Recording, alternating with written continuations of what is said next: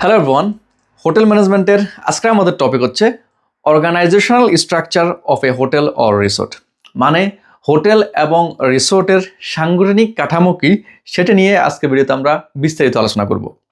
একটা হোটেল বা রিসোর্ট মূলত পরিচালিত হয় একটা অর্গানাইজেশনাল স্ট্রাকচারের মাধ্যমে।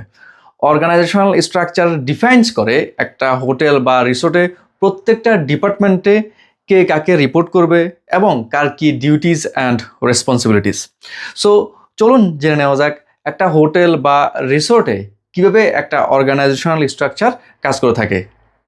আমরা যদি অর্গানাইজেশনাল স্ট্রাকচারের চার্ট দেখি তাহলে সবার উপরে আছে honours and board of directors. Honours and board of directors হচ্ছে মূলত একটা হোটেল বা রিসোর্টের মেইন ইনভেস্টর। ওনারা হোটেলের যে মেজর বাজেট আছে এবং এক্সপানশন আছে সেটা ইমপ্রুভ করে থাকে। হোটেলের যেই জিএম বা এজিএম আছে তাদেরকে অ্যাপয়েন্টমেন্ট দিয়ে থাকে। তারপর হচ্ছে হোটেলের যে বিজনেস গোল আছে এবং ভিশন মিশন আছে সেগুলা সেট করে থাকে। অনার্স অ্যান্ড বোর্ড অফ ডাইরেক্টরসের নিচে আছেন জেনারেল ম্যানেজার। একটা হোটেল বা রিসোর্টের একজন জিএম হচ্ছেন টপ এক্সিকিউটিভ। একজন জেনারেল ম্যানেজার হোটেলের যে সকল ডিপার্টমেন্ট আছে সকল ডিপার্টমেন্টকে সুপারভাইজ বা তত্ত্বাবধান করে থাকে। হোটেলের যে প্রফিটেবিলিটি আছে অ্যান্ড গেস্ট স্যাটিসফ্যাকশন আছে সেটা মেনটেন করে থাকে। একজন জিএম ওনার উপরে যারা honours and board of director আছে তাদেরকে সকল কাজের আপনার রিপোর্ট করে থাকে। জেনারেল ম্যানেজারের নিচে হচ্ছেন এজিএম বা অ্যাসিস্ট্যান্ট জেনারেল ম্যানেজার। একজন এজিএম হচ্ছেন মূলত একটা হোটেল বা রিসোর্টের সেকেন্ড ইন কমান্ড। জেনারেল ম্যানেজারের অ্যাবসেন্সে একজন এজিএম একজন জিএমের যে সকল রোল এবং রেসপন্সিবিলিটিস আছে সেগুলো পালন করে থাকে। যদি হোটেলে জিএম থাকে তাহলে একজন এজিএম সকল কাজের রিপোর্ট জেনারেল ম্যানেজারকে করে থাকে। আর যদি জিএম না থাকে তাহলে একজন এজিএম সকল কাজের রিপোর্ট অনার্স অথবা বোর্ড অফ ডাইরেক্টরসদের করে থাকে। এজিএম এর নিচে আছেন হোটেলের অল ডিপার্টমেন্টের এইচওডিরা বা হেড অফ ডিপার্টমেন্টরা।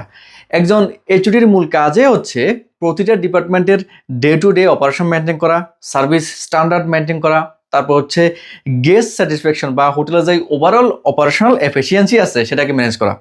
মোট কথা হচ্ছে একজন এইচওডি তার ডিপার্টমেন্টকে সুপারভাইজ বা তত্ত্বাবধান করে থাকে। আর হোটেলের অল ডিপার্টমেন্টের এইচওডিরা সকল কাজের রিপোর্ট এজিএম বা জেনারেল ম্যানেজারকে করে থাকে। এইচওডিদের নিচে হচ্ছেন অ্যাসিস্ট্যান্ট ম্যানেজার্স। অ্যাসিস্ট্যান্ট ম্যানেজার্সের মূল কাজে হচ্ছে তাদের হেড অফ ডিপার্টমেন্টকে অ্যাসিস্ট করা আর প্রতিটা ডিপার্টমেন্টে সকল কাজের তদারকি করা। একজন অ্যাসিস্ট্যান্ট ম্যানেজার যদি এইচওডি না থাকে তাহলে অ্যাজ এ এইচওডি হিসেবে অ্যাক্ট করে থাকে। একজন অ্যাসিস্ট্যান্ট ম্যানেজার যদি এইচওডি থাকে তাহলে সকল কাজের রিপোর্ট এইচওডিকে করে থাকে। আর যদি এইচওডি না থাকে তাহলে সকল কাজের রিপোর্ট একজন এজিএম বা জেনারেল ম্যানেজারকে করে থাকে। অ্যাসিস্ট্যান্ট ম্যানেজার্সের নিচে হচ্ছে সুপারভাইজার্স। সুপারভাইজাররা হচ্ছে একটা হোটেল বা রিসোর্টের মিড লেভেল টিম লিডার।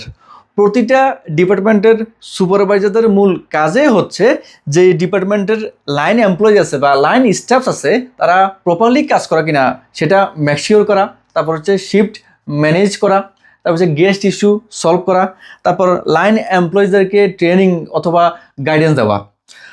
প্রতিটা সুপারভাইজার প্রতিটা ডিপার্টমেন্টে এইচওডি এবং লাইন এমপ্লয়িজের মধ্যে ব্রিজের মতো আপনার কাজ করে থাকে। আর সুপারভাইজাররা সকল কাজের রিপোর্ট আপনার অ্যাসিস্ট্যান্ট ম্যানেজারদের রিপোর্ট করে থাকে। আর যদি অ্যাসিস্ট্যান্ট ম্যানেজার না থাকে তাহলে এইচওডিদেরকে রিপোর্ট করে থাকে। সুপারভাইজারদের নিচে হচ্ছে লাইন এমপ্লয়িজ বা লাইন লেভেল স্টাফস। একটা হোটেল বা রিসোর্টের ব্যাকবোন হচ্ছে এই লাইন এমপ্লয়িজরাই। লাইন এমপ্লয়িজরাই গেস্ট সার্ভিস করে থাকে, তারপর হোটেলের যে বিহাইন্ড দ্য সিন টাস্ক আছে সেগুলো কমপ্লিট করে থাকে।